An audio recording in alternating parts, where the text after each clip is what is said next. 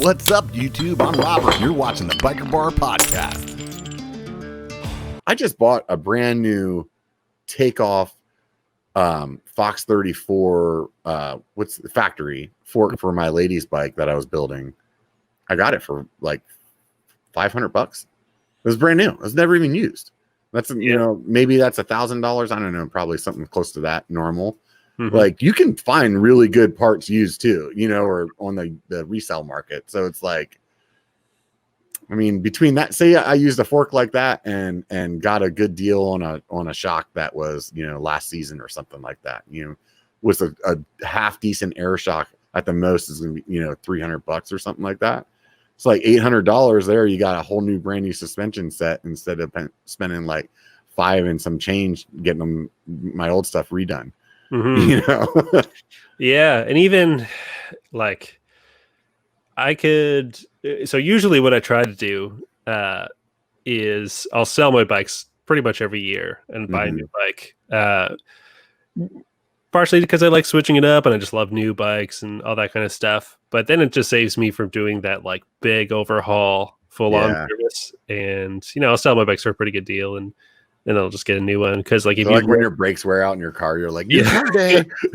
Yeah. I mean, if you look like at there's some parts I want, and I was like, oh, it'd be cool to have like the Kashima Fox 36 with the grip 2, blah blah blah.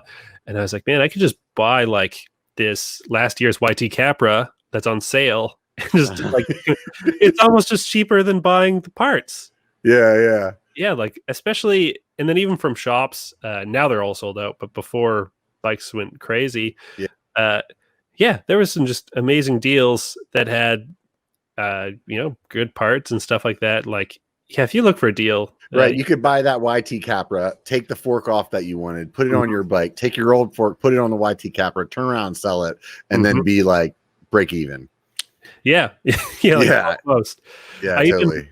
I was looking at my downhill bike. I was like, oh no, like I've got to start servicing stuff. And then I just was going on like YT's outlet store being like, I want carbon wheels for the downhill bike now. And I want the better X2 shock. Like, maybe I can get them to sell me the downhill, but like the new, or the last year's 2S for a little cheaper and, come out, not, maybe if I spent, I ended up spending $1,500 to do a bike swap, as opposed to spending $1,000 on fixing. It's kind of like $500. Yeah, I've been like itching for a new bike.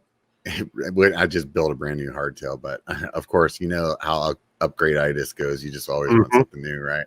So I've been thinking about getting a new enduro bike, and I buy stuff used a lot, and I was like, man, I could pick up this used bike.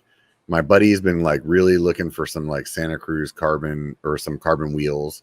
I'm like, so if I bought this bike, I don't need the wheels. I could sell the wheels to my buddy. I could sell my Bronson, and then I'm up like maybe I need to come up with like $1,000, and I have a brand new bike. I'm like, well, that's not that bad, like gets you thinking. That's for sure.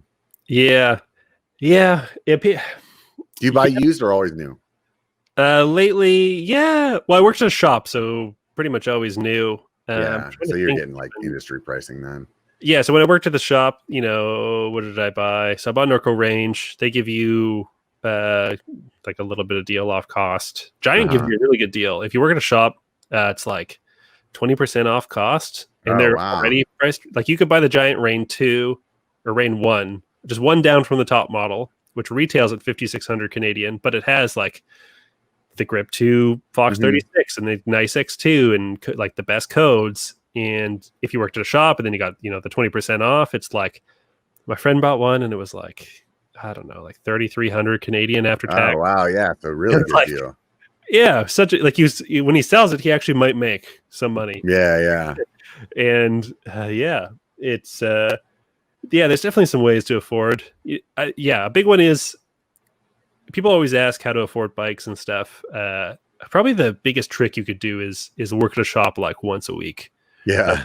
If you're like, maybe there's the winter and you want a new bike for next summer, try and work at a shop once a week, build bikes or whatever. And I want the, they'll probably give you the staff discount after, a month or whatever, 6 weeks of working there.